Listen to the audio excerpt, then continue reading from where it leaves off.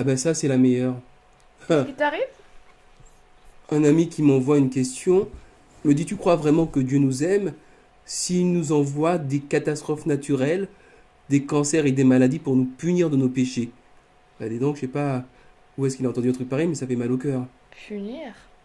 Moi, j'avoue, j'ai du mal avec l'idée, tu sais, d'un dieu, une espèce de vieux monsieur barbu là-haut, en train de t'épier. Regardez, attention, si tu fais un pas de travers, boum, je t'envoie un truc dans la tête. Ça, c'est quand même une question qui mérite d'être posée. Est-ce que Dieu nous envoie des catastrophes pour nous punir de nos péchés?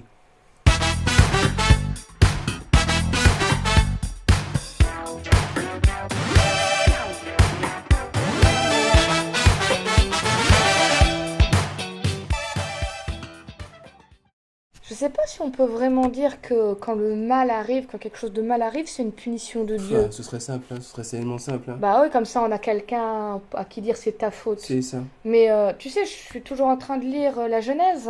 Ouais. On en avait déjà parlé une fois, hein, du mal, tout ça. Hmm. Mais donc là, j'ai lu il y a pas longtemps Genèse 3.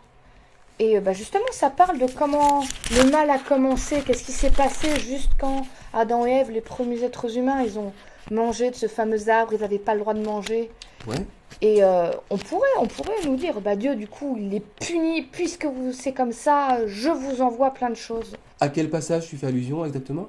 Bah, à partir du verset 17, à l'homme, il dit, puisque tu as écouté ta femme et que tu as mangé de l'arbre dont je t'avais défendu de manger, la terre sera maudite à cause de toi. C'est avec peine que tu en tireras ta nourriture tous les jours de ta vie. Elle fera pousser pour toi des épines, des chardons, tu mangeras l'herbe de la campagne.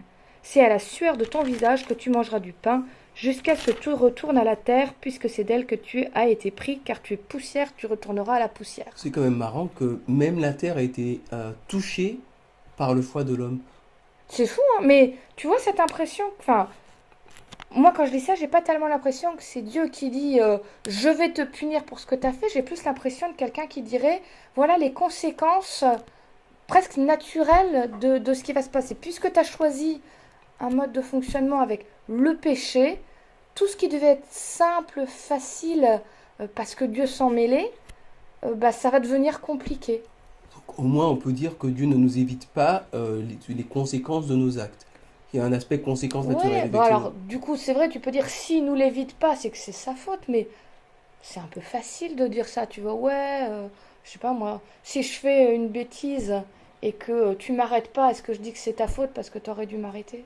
Ceci dit, c'est pas C'est toujours, compliqué. c'est compliqué, surtout que c'est pas toujours des conséquences logiques et qui tiennent la route. Hmm. Genre, tu conduis tranquillement sur la route, t'as un gars en face qui est bourré, te rentre dedans et tue ta femme et tes enfants. Toi, t'es handicapé à vie. Qu'est-ce que t'as fait pour mériter ça? Mais tu vois, c'est ça le problème au fond. Je suis en train de me dire, on voudrait rationaliser le péché. Faire comme si c'était logique et que ça avait du Ouais, sens. qu'il y avait un barème. Ouais, mais Cause, ça, conséquence, cause, conséquence. ça a pas de sens le péché. C'est injuste, c'est bien le principe, je crois, de ce qu'il disait Dieu. C'est pour ça qu'il disait qu'il fallait pas que ça arrive. C'est parce que c'est pas juste. C'est pas si tu te conduis bien, t'as jamais de soucis.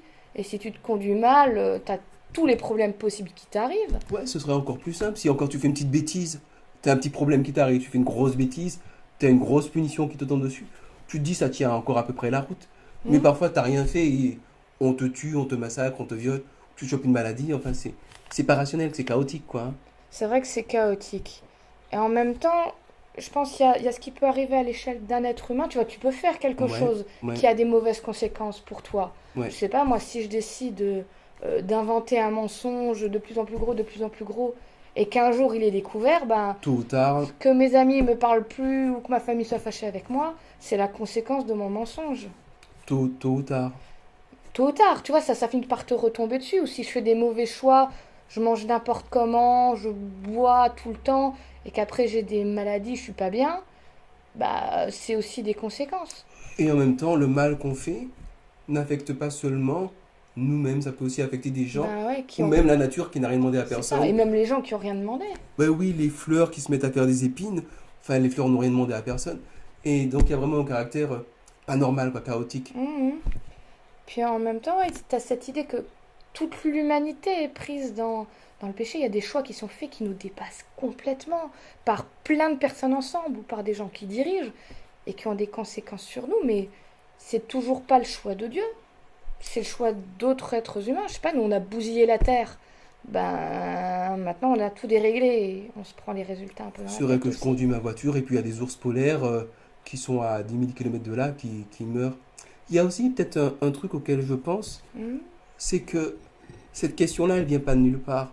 Quelque part, je me demande si parfois les religions ne contribuent pas à dessiner l'image d'un Dieu qui qui t'envoie des calamités pour te punir et pour te sanctionner quelque part. Ben, c'est peut-être qu'il y a des gens, tu sais, ils disaient si on leur dit attention, il y a quelqu'un qui vous surveille et si vous faites pas tout bien, vous allez avoir des problèmes, ça leur permettait de contrôler les gens.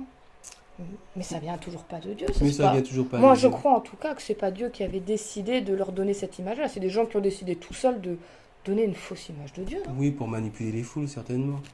Tu n'aurais pas un passage finalement qui nous montre un petit peu finalement ce que Dieu il veut pour l'homme. Hmm. Est-ce qu'il veut punir l'homme? Est-ce que c'est ça qui l'intéresse? Ah, écoute, il y a un texte que j'ai découvert il y a pas longtemps que j'aime beaucoup. Alors, c'est un gars qui s'appelle Ézéchiel qui a écrit ça. Il est là, Ézéchiel 33. En plus, c'est marqué déclaration du Seigneur Dieu. Alors, c'est bien parce que je suis sûre, dans ce cas-là, tu vois, c'est Dieu qui dit. C'est à quel verset? C'est le verset 11, chapitre 33 d'Ézéchiel, verset 11. Ok.